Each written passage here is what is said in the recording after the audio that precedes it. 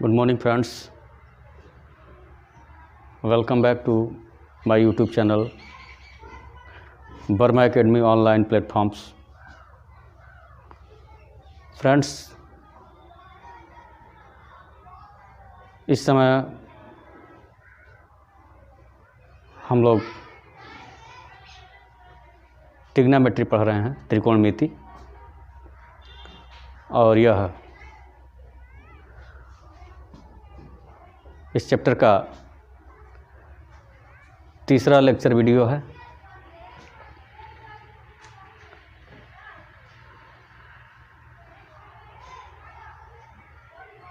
मेरा आपसे आग्रह है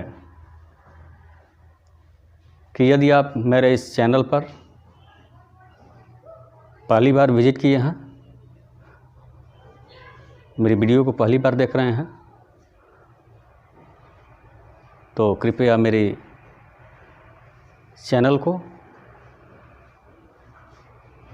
सब्सक्राइब करिए, मेरी वीडियो को लाइक करिए और शेयर करिए।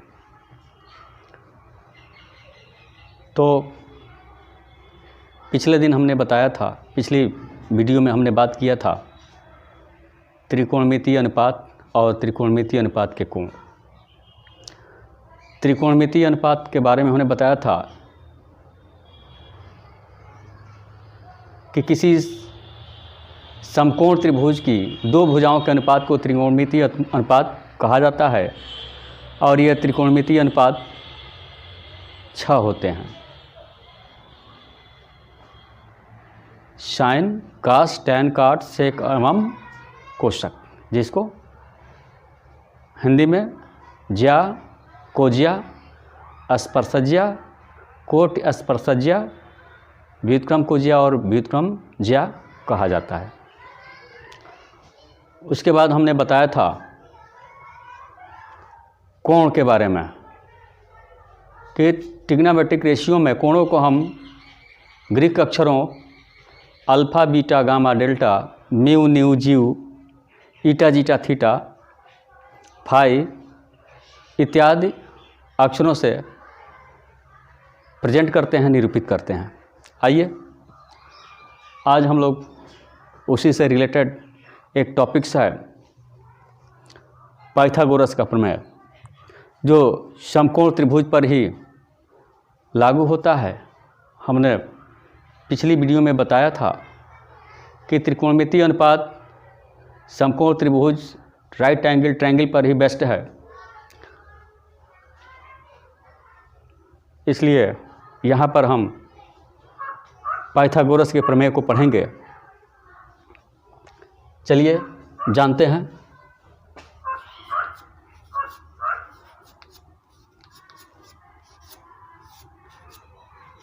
पाइथागोरस प्रमेय, थ्योरी ऑफ पाइथागोरस। पाइथागोरस एक गणितज्ञ हैं जिनका थ्योरी हम लोग पढ़ेंगे। इनका कथन है, स्टेटमेंट है, जो कि समकोण त्रिभुज पर ही आधारित है। किसी समकोण त्रिभुज में भुजाकर्ण पर बना हुआ वर्ग लंब और आधार पर बने हुए वर्गों के योगफल के बराबर होता है। पाइथागोरस का प्रमेय क्या है? आइए, हमने लंब, आधार और कर्ण के बारे में बताया था पिछली वीडियो में कि किसी समकोण त्रिभुज में समकोण के सामने की भुजा को कर्ण कहते हैं, और यह समकोण बनाने वाली दोनों भुजाओं से बड़ी होती है, तथा थीटा कोण जो कि न्यून कोण होता है, एक्यूट एंगल होता है। तो थीटा कोण के सामने की भुजा लंब कहलाती है, जिसको हम इंग्लिश में परपेंडिकुलर कहते हैं, और जो तीसरी भुजा या अन्य भुजा जो बचती है उसे आधार कहते हैं। इंग्लिश में इसे एडजेसेंट साइड या बेस कहा जाता है। तो पाइथागोरस का प्रमेय क्या है? पाइथागोरस का प्रमेय है किसी समकोण त्रिभुज में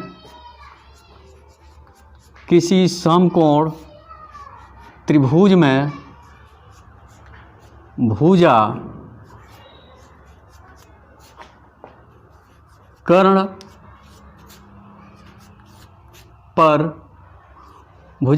पर बना हुआ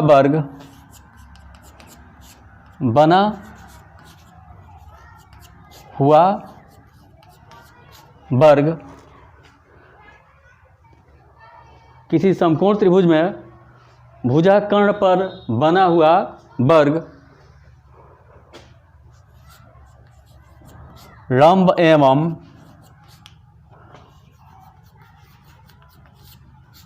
आधार पर बने हुए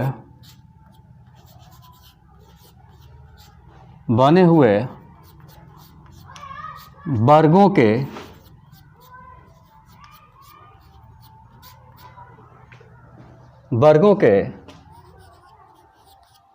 योगफल के बराबर होता है। वर्गों के योगफल के बराबर होता है। यह समकोण त्रिभुज पर बेस्ड है पाइथागोरस का प्रमेय। और उनका प्रमेय कहता है कि किसी समकोण त्रिभुज में भुजाकर्ण पर बना हुआ वर्ग लंब एवं आधार पर बने हुए वर्गों के योगफल के बराबर होता है। अर्थात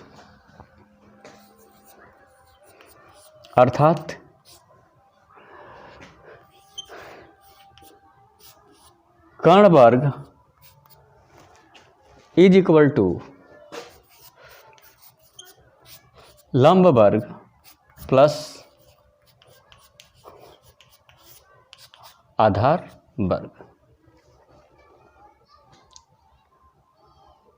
अर्थात कर्ण वर्ग बराबर लंब वर्ग प्लस आधार वर्ग। ये पाइथागोरस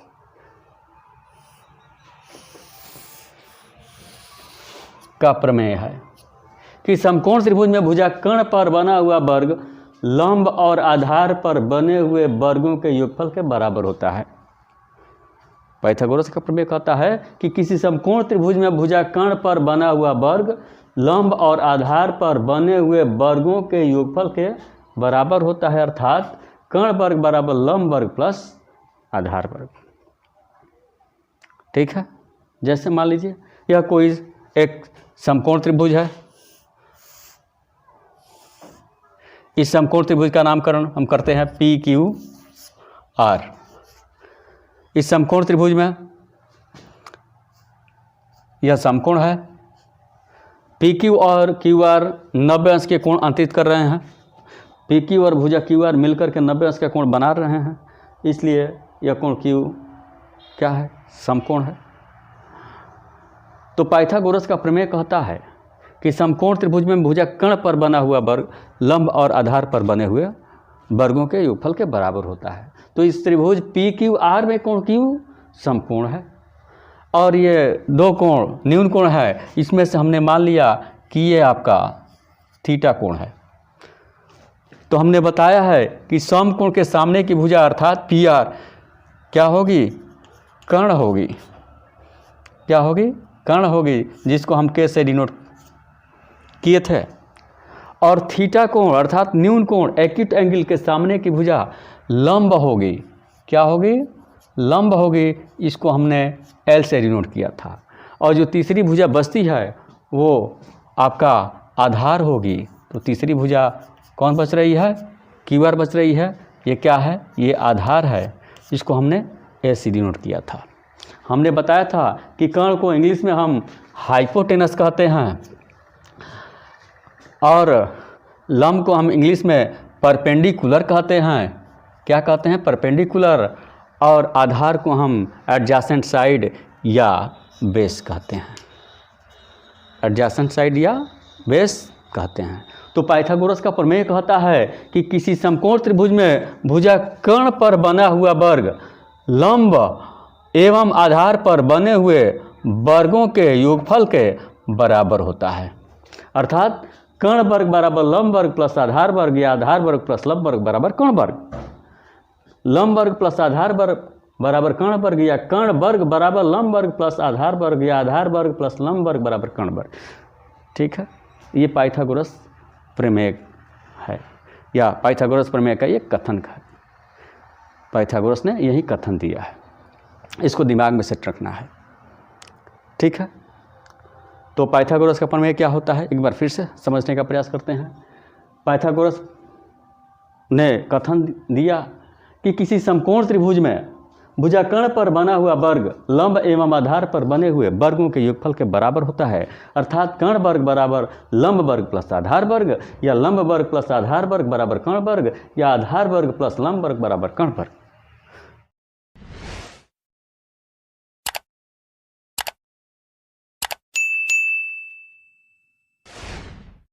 हेडिंग होगा त्रिकोणमितीय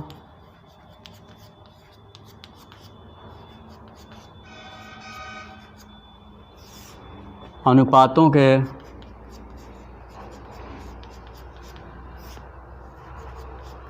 चिन्ह या परिपाटित चिन्ह।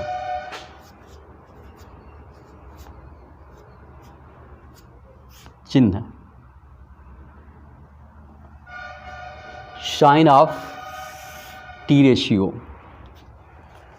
T ratio means trigonometric ratio, sign of T ratio. इसको समझते हैं, त्रिकोणमितीय अनुपातों के चिन्ह क्या होते हैं, तो समझने का प्रयास करिए। जब दो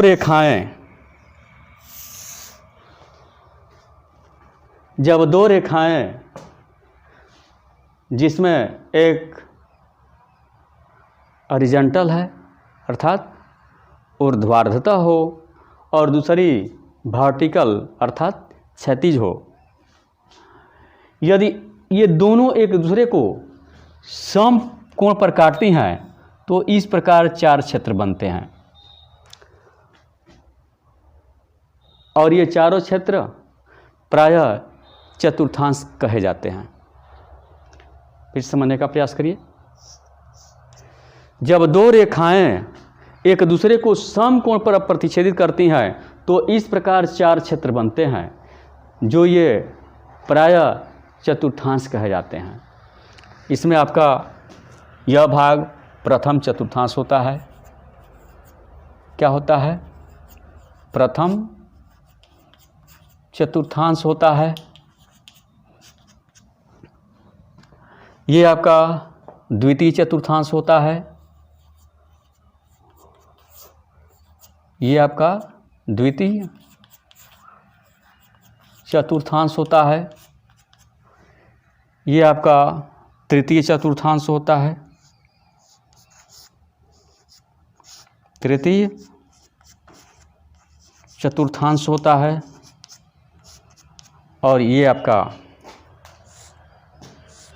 चतुर्थ चतुर्थांश होता है। ये आपका चतुर्थ चतुर्थांश होता है।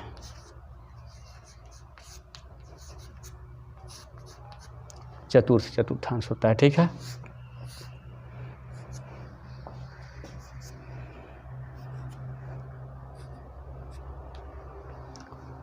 फिर समझने का प्रयास करिए। जब दो रेखाएं एक दूसरे को समकोण पर अर्थात 90 डिग्री कोण पर प्रतिच्छेदित करती हैं, काटती हैं, तो इस प्रकार चार क्षेत्र बनते हैं। इन्हें प्रायः हम चतुर्थांश कहते हैं और ये चतुर्थांश प्रायः घड़ी के सुई के चलने की विपरीत दिशा में होते हैं अर्थात एंटी क्लॉकवाइज होते हैं। घड़ी की सुई आपका क्लॉकवाइज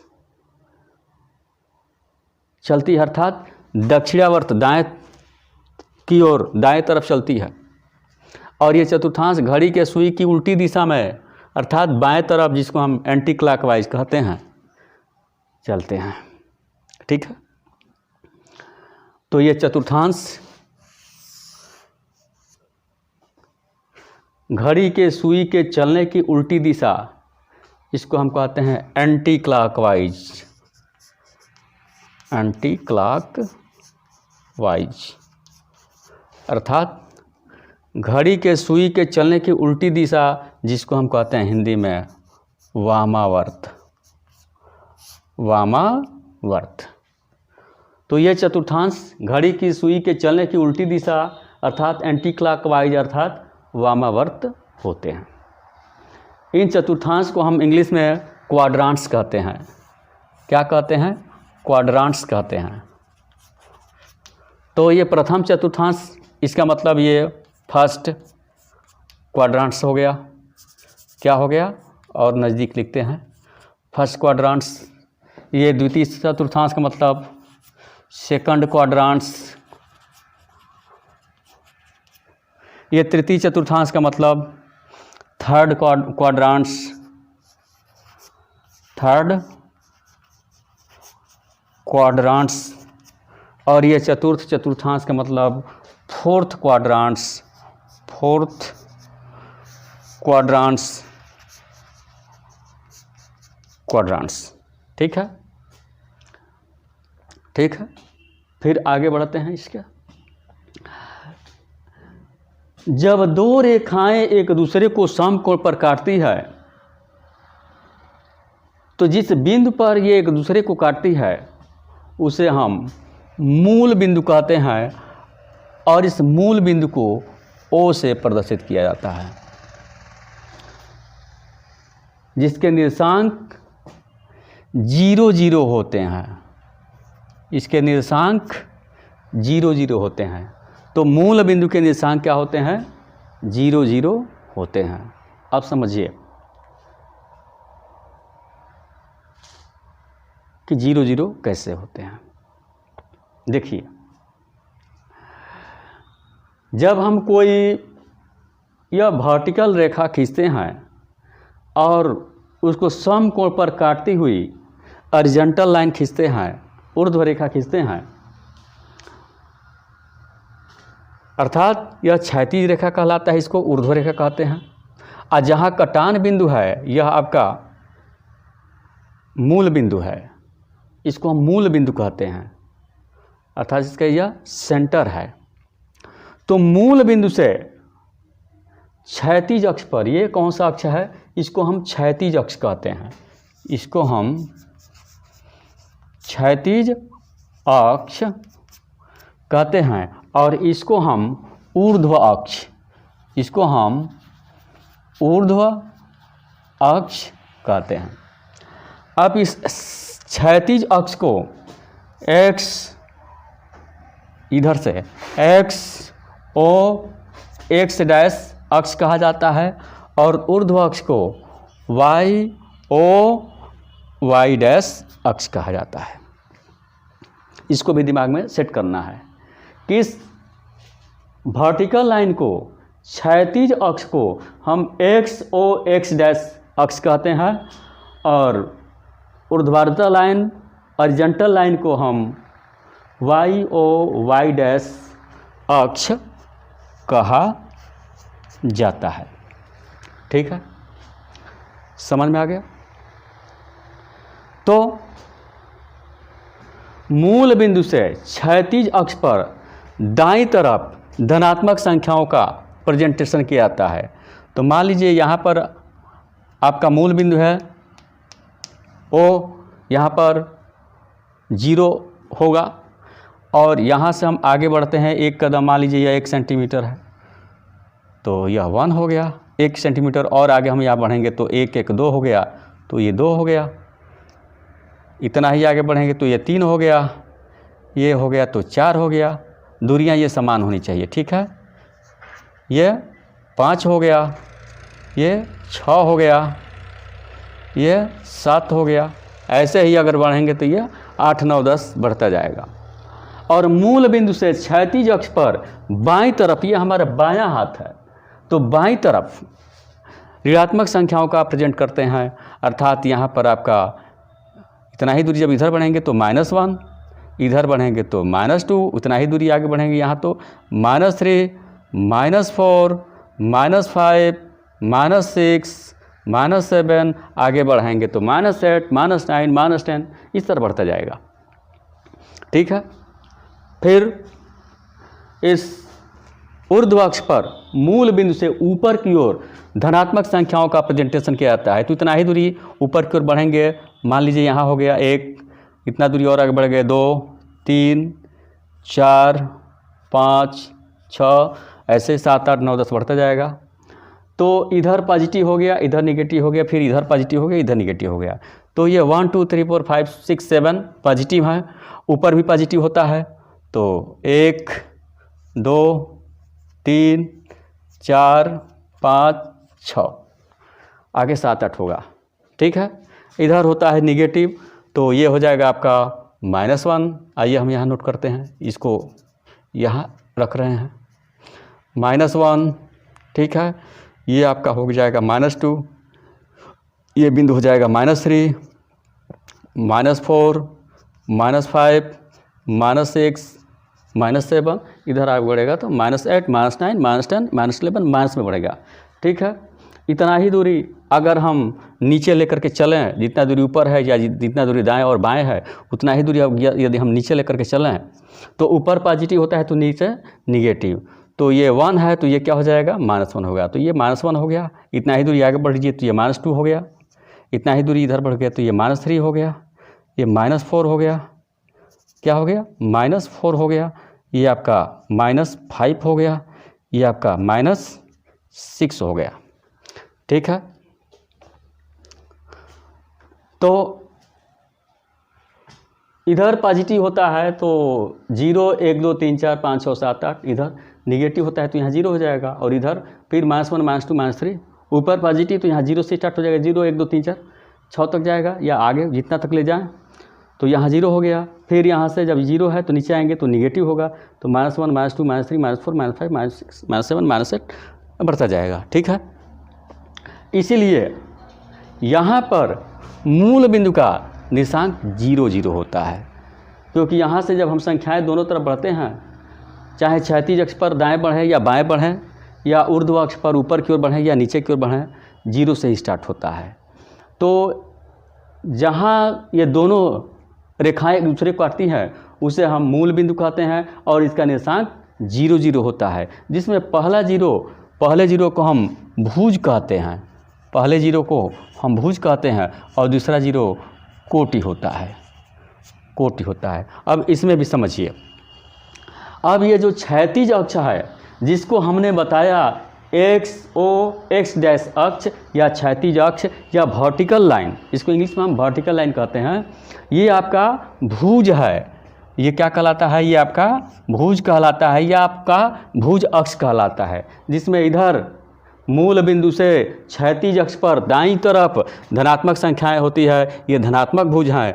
कौन से भुज है, ये धनात्मक भुज है, ठीक है।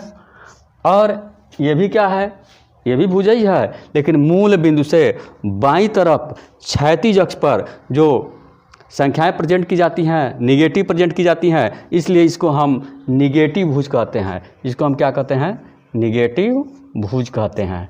और ये क्या है, ये पॉजिटिव भुज है, अर्थात धनात्मक भुज है। ये पॉजिटिव भुज है, ये निगेटिव भुज है। उसी तरह इसको हम कोटि अक्ष कहते हैं, इसको हम कोटि अक्ष कहते हैं। जैसे इसको क्षैतिज अक्ष को भुज अक्ष कहा जाता है, उसी तरह इस ऊर्ध्व अक्ष को कोटि अक्ष कहते हैं।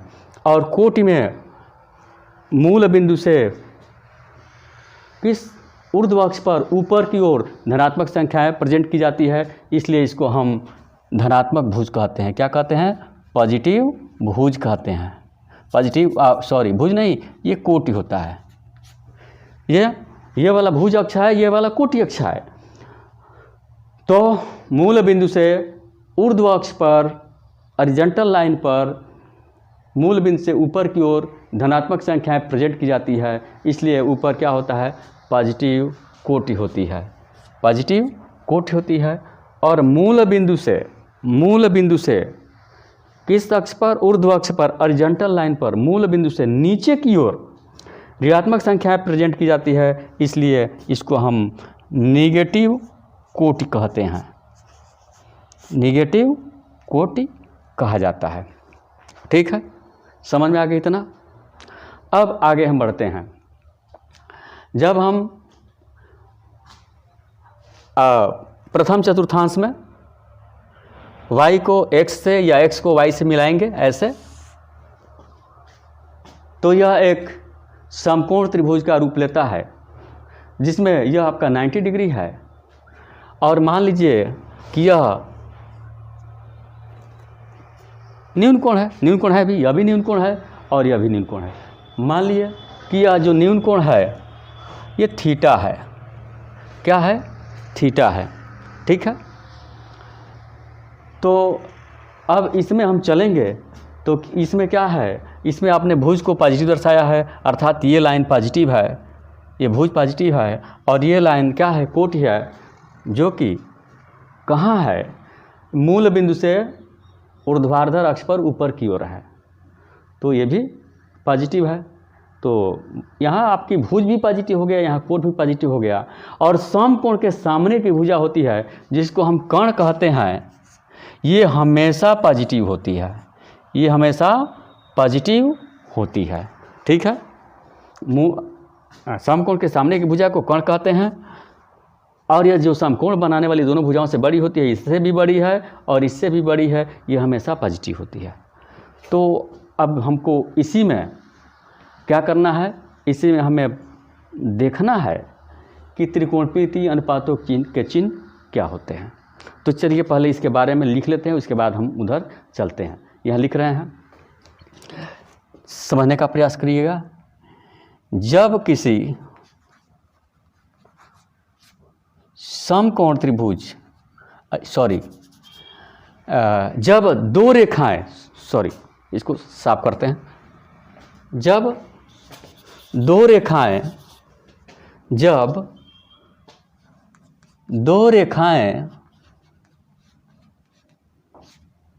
एक दूसरे को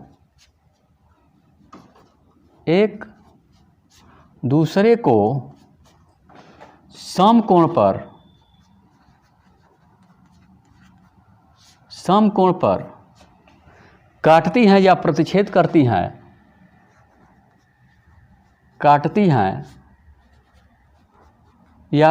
करती हैं, तो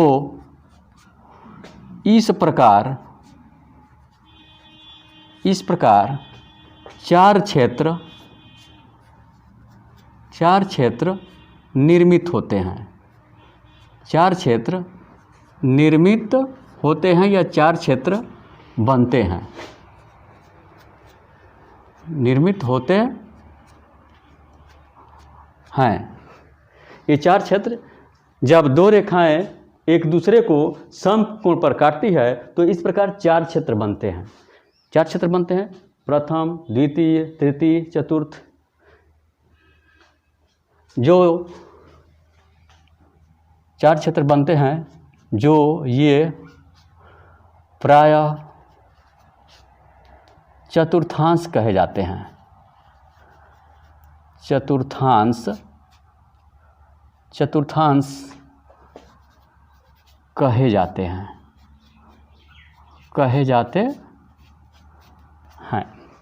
जो ये प्रायः चतुर्थांश कहे जाते हैं। और ये चतुर्थांश, नोट करते हैं इसको, और ये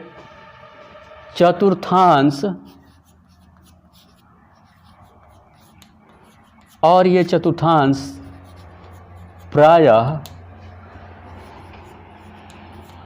घड़ी के सुई की चलने की विपरीत दिशा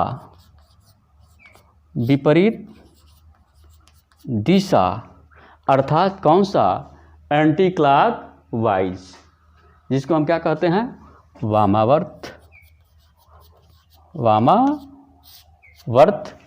अर्थात बाईं तरफ में होते हैं। ये चतुर्थांश घड़ी के सुई के चलने की विपरीत दिशा में होते हैं। ठीक है। जो प्रायः जो क्रमशः प्रथम चतुर्थांश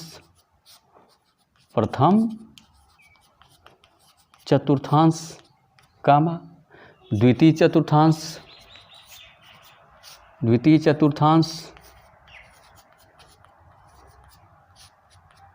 कामा तृतीय चतुर्थांश और चतुर्थ चतुर्थांश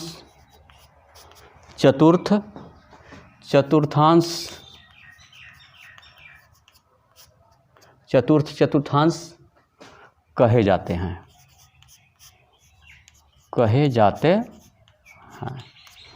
तो ये क्या है, ये आपका प्रथम भाग है, इसलिए ये प्रथम चतुर्थांश हो गया, फर्स्ट क्वाड्रेंट्स हो गया, जिसको इंग्लिश में कहते हैं।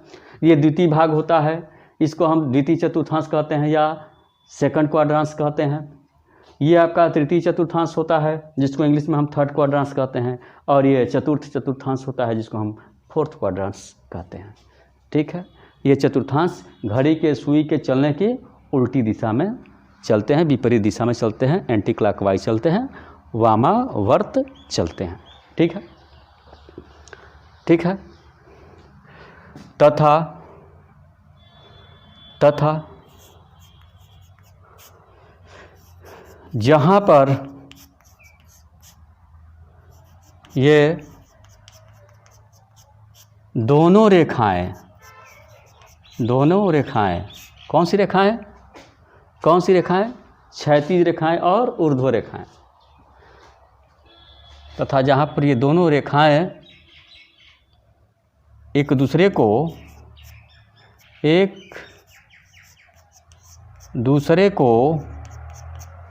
काटती हैं,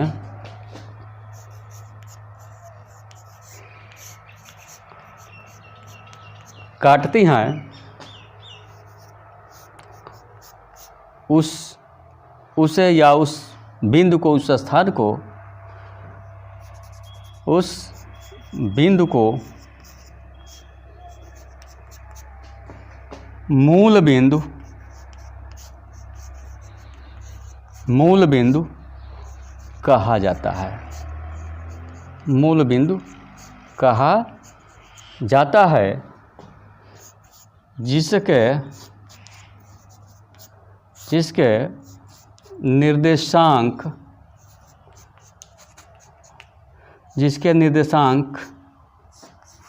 0 0 होते हैं। जिसके निर्देशांक 0 0 होते हैं। ठीक है, यहाँ तक समझ में आ गया। जहाँ पर ये दोनों रेखाएं एक दूसरे को काटती हैं, यहाँ कौन सी? क्षैतिज और ऊर्ध्व, वर्टिकल और हॉरिजॉन्टल, दोनों लाइंस जहाँ क्रॉस करती हैं, एक दूसरे को काटती हैं, उस बिंदु को मूल बिंदु कहते हैं और इसे ओ से डिनोट करते हैं। तथा इस मूल बिंदु को ओ से,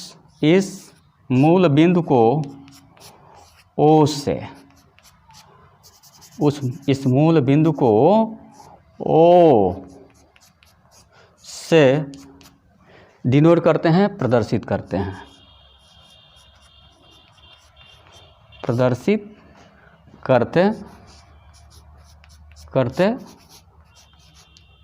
हैं। ठीक है, इस मूल बिंदु को हम ओ से प्रदर्शित करते हैं और इस मूल बिंदु का निशान क्या होता है? 0 0 होता है, अर्थात इस बिंदु पर भुज और कोट दोनों 0 होता है। इस मूल बिंदु में जिसके निशान 0 0 होते हैं, प्रथम 0 भुज होता है, द्वितीय 0 कोट होता है। तथा मूल बिंदु ओ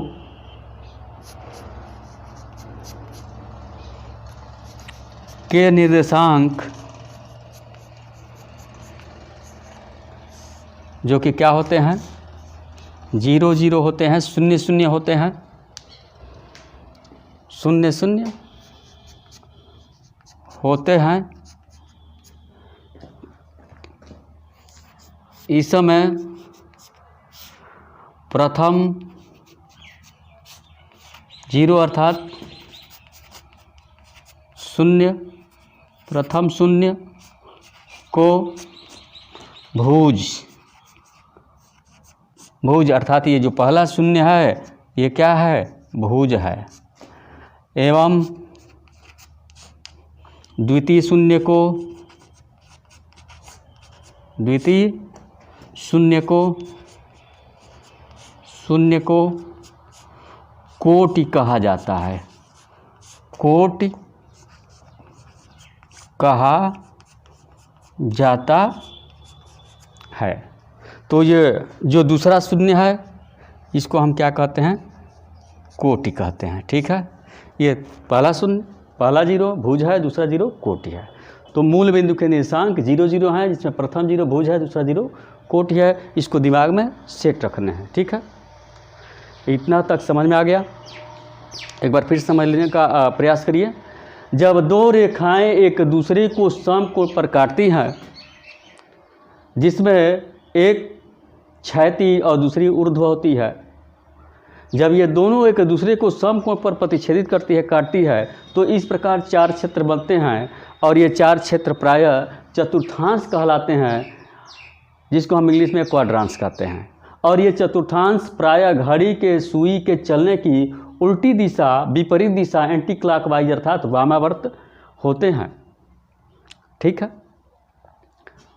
तथा जहाँ ये दोनों रेखाएं एक दूसरे को काटती है उस बिंदु को मूल बिंदु कहते हैं, जिसे ओ से प्रदर्शित किया जाता है। और इस मूल बिंदु का निर्देशांक 0 0 होता है, जिसमें पहला जीरो भुज होता है और दूसरा जीरो कोटि होता है। फिर हमने बताया, लिखवाया भी है कि मूल बिंदु से क्षैतिज अक्ष पर, इसको आप क्षैतिज अक्ष कहते हैं, इस एक्स ओ एक्स डैश अक्ष को क्षैतिज अक्ष या भुज अक्ष भी कहते हैं। ठीक है, या वर्टिकल लाइन इसको हिंदी में कहते हैं। तो चलिए इसको अगले वाले में लिख रहे हैं, इसको स्क्रीनशॉट ले लीजिए।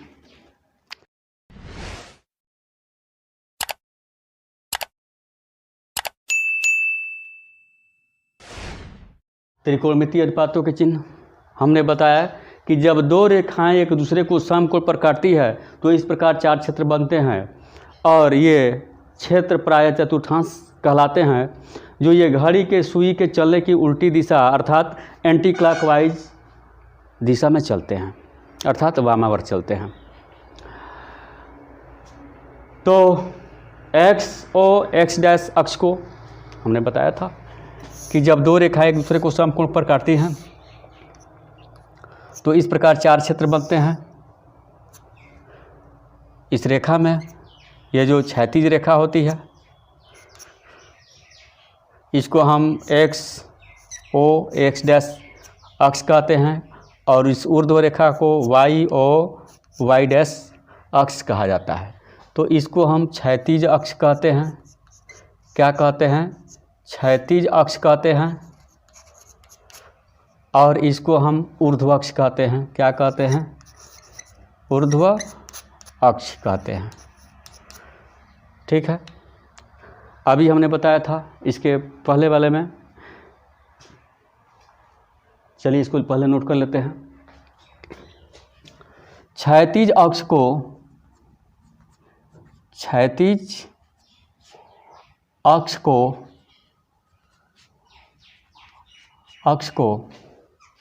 क्षैतिज अक्ष को हम क्या कहते हैं? भुज अक्ष। भुज अक्ष, क्षैतिज अक्ष को भुज अक्ष भी कहा जाता है। कहा जाता है। इसे अंग्रेजी में वर्टिकल लाइंस कहते हैं।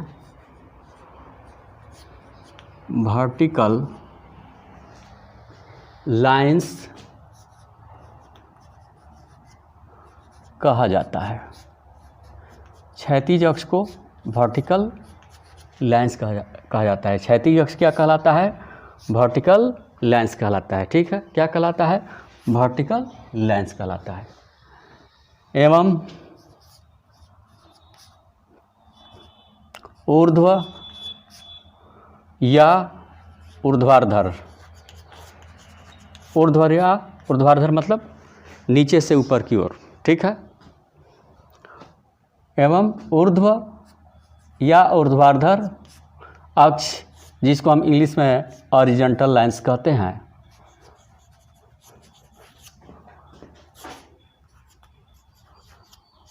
इस ऊर्ध्व अक्ष को, ऊर्ध्वाधर अक्ष को, हॉरिजॉन्टल लाइंस को कोटि अक्ष,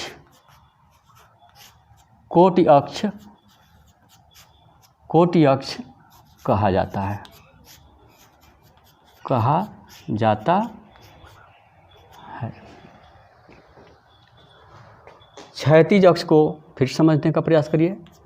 क्षैतिज अक्ष को, क्षैतिज अक्ष को XO X डैश अक्ष एवं ऊर्ध्व अक्ष को, ऊर्ध्व अक्ष को YO Y डैश अक्ष भी कहा जाता है, भी कहा जाता है। ठीक है, ठीक है। क्षैतिज अक्ष को, ये क्षैतिज अक्ष है, इसको हम XO X डैश, देखिए यहाँ XO X यहाँ डैश है, XO X डैश अक्ष, और ये ऊर्ध्व अक्ष को YO Y डैश अक्ष भी कहा जाता है। ठीक है, आगे फिर हमने क्या बताया? हमने बताया कि जहाँ ये दोनों एक दूसरे को काटते हैं उसे मूल बिंदु कहते हैं, और मूल बिंदु से X अक्ष पर, इसको X अक्ष भी कहिए, X अक्ष भी कह सकते हैं, या XO X डैश अक्ष भी कह सकते हैं, ये भी है। इस XO X डैश, इस कहाँ लिखे हैं? यहाँ लिखे हैं। XO X डैश अक्ष को X अक्ष भी कहा जाता है, और YO Y डैश अक्ष को Y अक्ष भी कहा जाता है। चलिए इसको नोट कर लेते हैं।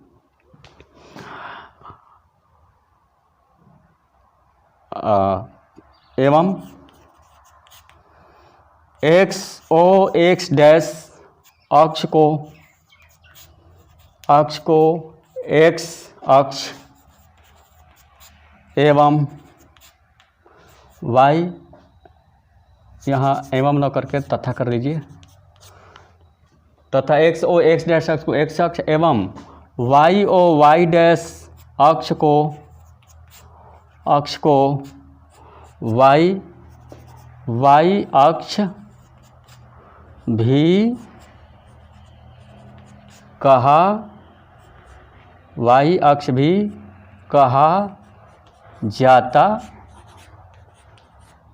है। ठीक है, ठीक है। और फिर हमने क्या बताया? हमने बताया कि ये मूल बिंदु के निशान क्या होते हैं? 0 0 होते हैं। और ये कौन सा है? भुज अक्ष है। ये क्या है? कोटि है। तो इधर कौन सा होता है? पॉजिटिव भुज होते हैं। और ये क्या होते हैं? निगेटिव भुज होते हैं, निगेटिव भुज होते हैं। ठीक है, निगेटिव भुज। ये कोटि अक्ष है, तो इधर ऊपर की ओर पॉजिटिव कोटि होती है, पॉजिटिव कोटि होती है। ठीक है, और ये नीचे की ओर निगेटिव कोटि होती है। ठीक है, तो हमने अभी पीछे बताया था कि क्षैतिज अक्ष पर मूल बिंदु से दाईं तरफ, चलिए नोट करते हैं। क्षैतिज अक्ष पर, क्षैतिज अक्ष पर मूल बिंदु से दाईं ओर ये कौन सा हाथ है? दायां हाथ है। तो दाईं ओर क्षैतिज अक्ष पर या एक्स अक्ष पर या एक्स डैश अक्ष पर या वर्टिकल लाइंस पर, ये सब एक ही चीज़ है। मूल बिंदु से दाईं ओर पॉजिटिव संख्याओं का प्रदर्शन किया जाता है,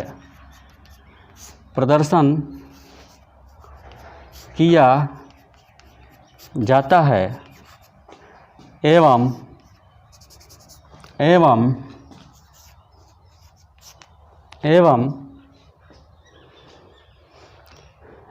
मूल बिंदु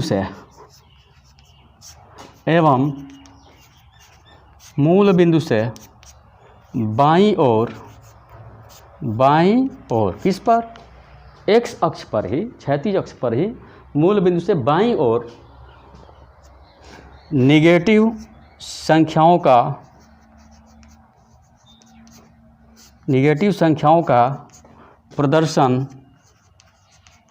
प्रदर्शन किया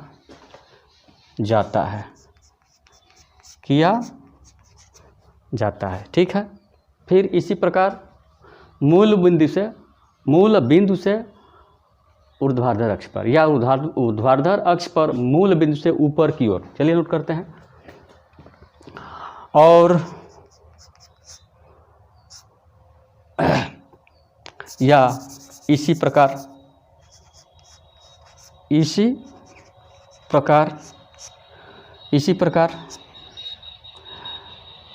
ऊर्ध्वाधर अक्ष पर, ऊर्ध्वाधर या ऊर्ध्व अक्ष या वाई डैश अक्ष या कोटि अक्ष भी कहते हैं। ठीक है। या हॉरिजॉन्टल लाइंस, ऊर्ध्वाधर अक्ष पर मूल बिंदु से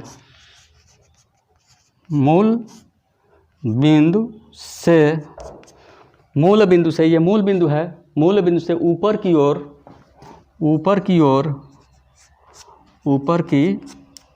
ओर धनात्मक अर्थात पॉजिटिव संख्याओं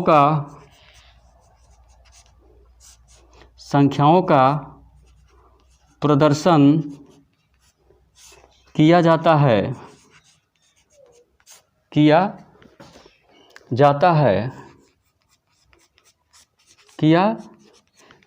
है एवं मूल बिंदु से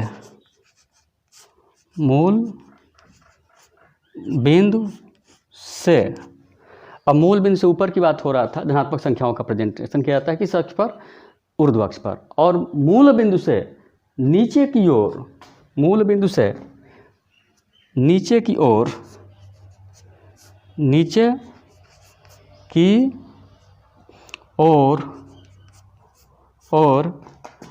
निगेटिव संख्याओं का, ऋणात्मक संख्याओं का प्रदर्शन किया जाता है। ठीक है।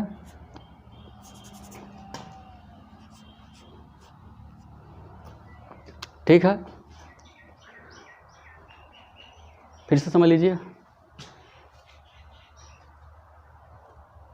क्षैतिज अक्ष पर मूल बिंदु से दाईं तरफ धनात्मक संख्याओं का प्रेजेंटेशन किया जाता है और क्षैतिज अक्ष पर मूल बिंदु से बाईं तरफ ऋणात्मक संख्याओं का प्रेजेंटेशन किया जाता है तथा ऊर्ध्व अक्ष पर मूल बिंदु से ऊपर की ओर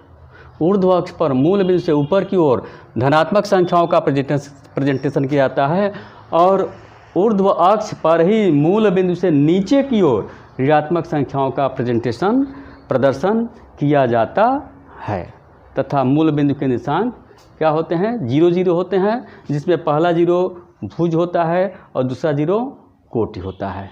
ठीक है। ठीक है। और अभी पीछे हमने बताया था कि जब हम x को y से या y को x से मिलाते हैं तो यह एक समकोण त्रिभुज बनता है। और जब समकोण त्रिभुज बनता है तो समकोण त्रिभुज के सामने की भुजा कर्ण कहलाती है, और कर्ण हमेशा पॉजिटिव होती है। क्या होती है? पॉजिटिव होती है। तो चलिए नोट करते हैं। एवं जब हम x को y से मिलाते हैं, x को y से मिलाते हैं, ठीक है, या y को x डैश से मिलाते हैं, या x डैश से y डैश को मिलाते हैं, या y डैश को x से मिलाते हैं, या x को y डैश से मिलाते हैं, तो ये क्या कहलाती है? तो यह एक प्रकार से समकोण त्रिभुज बन जाता है। कहते हैं तो यह समकोण त्रिभुज बनता है, जिसमें समकोण के सामने की भुजा को कर्ण कहते हैं, जिसमें कर्ण हमेशा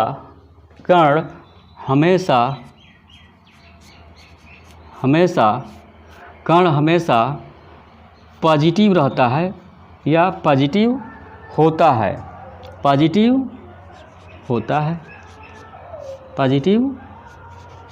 है।